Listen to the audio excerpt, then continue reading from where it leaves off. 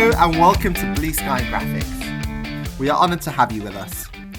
Here at Blue Sky Graphics, we are a leading online graphic design school led by industry and expert leading tutors delivering one-to-one online classes. We've been teaching for just over 10 years, enhancing creative curiosities and preparing future graphic designers for the real world.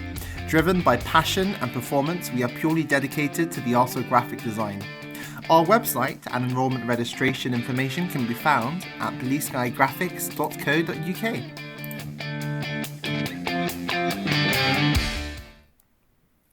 Here in this video, we're going to be using the clipping mask in Photoshop.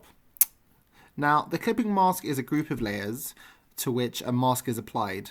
The layer that's at the most bottom, or the base layer, defines the visible boundaries of the entire group. So for example, suppose you have a shape in the base layer, a photograph in the layer above it, and text in the topmost layer. If the photograph and text appear only through the shape outline in the base layer, they also have to take on the opacity of the base layer.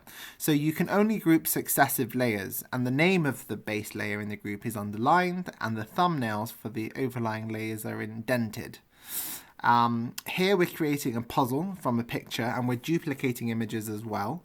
We're creating a square with round corners and inserting the image into the round square. We're creating shading to give depth to the image.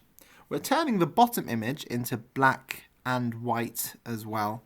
Now, we teach this in the Photoshop course, which is part of the graphic design course here at Blue Sky Graphics. For more information, check us out online and we can help you with your graphic design needs. If you do have any questions, please get in touch with us. Thank you.